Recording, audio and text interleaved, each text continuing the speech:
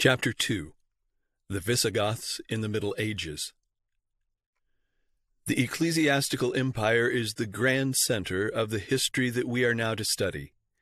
Yet with this there are inseparably connected other empires and the 10 kingdoms of Western Europe. In the nature of the case, these will have to be considered to a greater or less extent.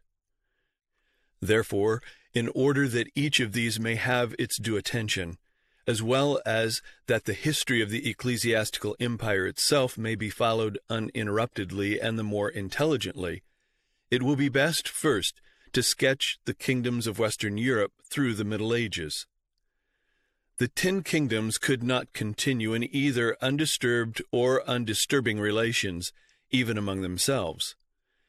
As ever in human history, from the day of Nimrod, the desire to enlarge dominion, the ambition for empire, was the chief characteristic, the ruling passion among these. The first to make their power predominant among the 10 kingdoms was the Visigoths. It will be remembered that under Wallia, the Visigoths, as early as AD 419, had gained a permanent seat in southwestern Gaul, from the Mediterranean Sea to the Bay of Biscay, and from the river Loire to the river Rhone, with their capital at Toulouse. There the newly established kingdom gradually acquired strength and maturity. After the death of Wallia, the Gothic scepter devolved to Theodoric, the son of the great Alaric, and his prosperous reign of more than 30 years over a turbulent people may be allowed to prove that his prudence was supported by uncommon vigor both of mind and body. Impatient of his narrow limits, Theodoric aspired to the possession of Arles, the wealthy seat of government and commerce, but this enterprise failed.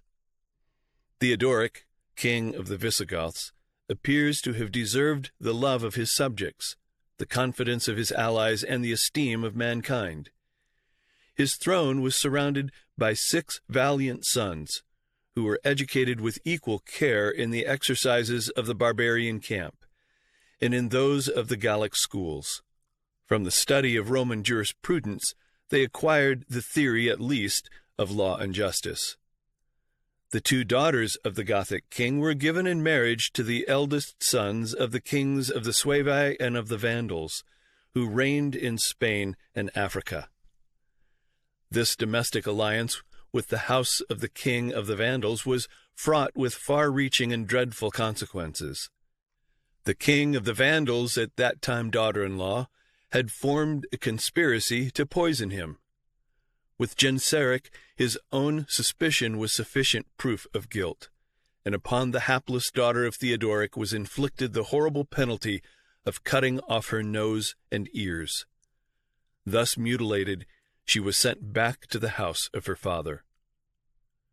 By this outrage, Theodoric was stirred up to make war upon the king of the Vandals, in which he was widely supported by the sympathy of his neighbors. To protect himself and his dominions from this dangerous invasion, Genseric, by rich gifts and pressing solicitations, inflamed the ambition of Attila, who, thus persuaded, marched AD 451 with an army of 700,000 men in his memorable invasion of Gaul. This required that not only the forces of Theodoric, but all the power of the whole West should stand unitedly in defense of their very homes. The battle that was fought was the Battle of Chalon. The body of Theodoric, pierced with honorable wounds, was discovered under a heap of the slain. His subjects bewailed the death of their king and father, but their tears were mingled with songs and acclamations, and his funeral rites were performed in the face of a vanquished enemy. The Goths, clashing their arms, elevated on a buckler his eldest son, Torismond, to whom they justly ascribed the glory of their success, and the new king accepted the obligation of revenge as a sacred portion of his paternal inheritance. Torismond was murdered in AD 453 by his younger brother, Theodoric II, who reigned till 466. In 456, he invaded Spain in an expedition against the Suevi, who had fixed their kingdom in Galicia, and who now aspired to the conquest of Spain, and even threatened to attack Theodoric under the very walls of his own capital. Such a challenge urged Theodoric to prevent the bold designs of his enemy. He passed the Pyrenees at the head of the Visigoths. The Franks and the Burgundians served under his standard. The two armies, or rather the two nations, encountered each other on the banks of the river Urbicus, about 12 miles from Astorga, and the decisive victory of the Goths appeared for a while to have extirpated the name and kingdom of the Suevi.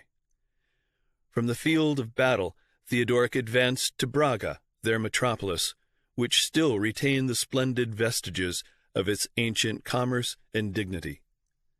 The king of the Suevi was captured and slain by Theodoric, who carried his victorious arms as far as Merida, whence he returned to his capital. In A.D. 466, Theodoric was assassinated by Euric, who reigned till 485.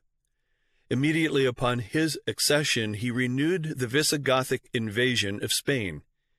He passed the Pyrenees at the head of a numerous army, subdued the cities of Saragossa and Pampeluna, vanquished in battle the martial nobles of the Tarragonese province, carried his victorious arms into the heart of Lusitania, and permitted the Suevi to hold the kingdom of Galicia under the Gothic monarchy of Spain, which he made permanent.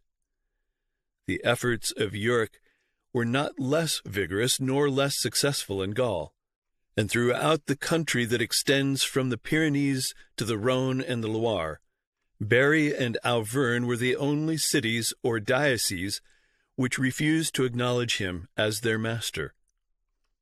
As soon as Odoacer had extinguished the Western Empire, he sought the friendship of the most powerful of the barbarians. The new sovereign of Italy resigned to Euric, king of the Visigoths, all the Roman conquests beyond the Alps as far as the Rhine and the ocean, and the Senate might confirm this liberal gift with some ostentation of power and without any real loss of revenue or dominion.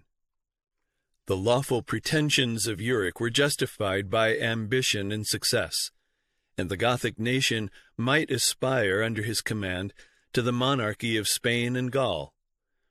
Arles and Marseille surrendered to his arms. He oppressed the freedom of Auvergne, and the bishop condescended to purchase his recall from exile by a tribute of just but reluctant praise.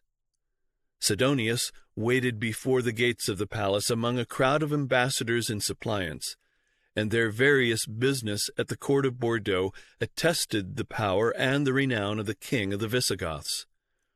The Heruli of the distant ocean, who painted their naked bodies with its cerulean color, implored his protection, and the Saxons respected the maritime provinces of a prince who was destitute of any naval force. The tall Burgundians submitted to his authority, nor did he restore the captive Franks till he had imposed on that fierce nation the terms of an unequal peace. The Vandals of Africa cultivated his useful friendship, and the Ostrogoths of Pannonia were supported by his powerful aid against the oppression of the neighboring Huns. The north, such are the lofty strains of the poet, was agitated or appeased by the nod of Euric. The great king of Persia consulted the oracle of the west, and the aged god of the Tiber was protected by the swelling genius of the Garonne. The reign of Euric was the culminating point of the Visigothic monarchy in Gaul. He was succeeded, A.D. 485, by his son Alaric II, at the time a helpless infant. Though Alaric II reigned 22 years, he so gave himself up to the pursuit of pleasure that his reign was the epoch of the decay of the Visigothic monarchy in Gaul, which indeed ended at the death of Alaric II by the hand of Clovis the Frank, in the Battle of Poitiers, A.D. 507. Alaric II was succeeded by his infant son, Amalaric, who was taken into Spain. And though the Visigoths still held in Gaul a narrow tract of seacoast from the Rhone to the Pyrenees, from this time forward their dominion was properly in Spain, to which country it was limited, and wherein its seat was permanently fixed in the reign of Theudis, who succeeded Amalaric in AD 531 and reigned till 548. The kingdom of the Visigoths continued to flourish in all Spain until AD 711. By that time luxury had so enervated them, and their despotism and persecutions had so estranged the subject peoples, that in a single year, 711 to 712, Theodoric, the Saracen commander, conquered the country from the Straits of Gibraltar to the Bay of Biscay, a distance of 700 miles. This can be easily understood from the fact that to the great and decisive battle against the invading Saracens, Roderick, the king of the Visigoths, went sustaining on his head a diadem of pearls, encumbered with a flowing robe of gold and silken embroidery, and reclining on a litter or car of ivory drawn by 2 white mules.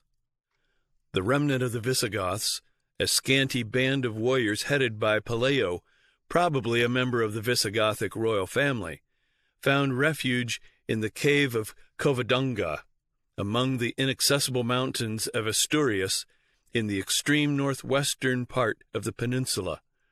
Their own bravery and the difficulties of the country enabled them to hold their own, and they became the rallying point for all who preferred a life of hardship to slavish submission. This little band of warriors, never subdued, continued to hold their own and to grow in strength and success. Little by little they pushed back the Saracens, enlarging their territory and holding all that they gained. This they steadily continued for 780 years, when in AD 1492 the last vestige of Mohammedan power in Spain was broken, and the descendants of the original Visigoths once more possessed the whole country. The present AD 1901 child heir to the throne of Spain is Alfonso XIII, and Alfonso I was the grandson of Pelayo, the intrepid leader of that scanty band of warriors who in AD 712 found refuge in the cave of Covadonga, among the inaccessible mountains of Asturias. The year of the final recovery of Spain from the Mohammedan power, it will be noted, was also the very year of the discovery of the West Indies by Columbus, AD 1492. This era of discovery and conquest, opened by Columbus and continued by Balboa, Cortez, and others, with an intricate complication of territorial accessions in Europe, suddenly at the beginning of the 16th century elevated Spain to the place of the leading power, and her king, Charles I, to the position of the greatest sovereign then in the world. In 50 years, however, she had begun a decline which steadily continued till she was reduced in 1898 to the bounds of the original kingdom of the Visigoths in the Spanish peninsula, with a few outlying islands.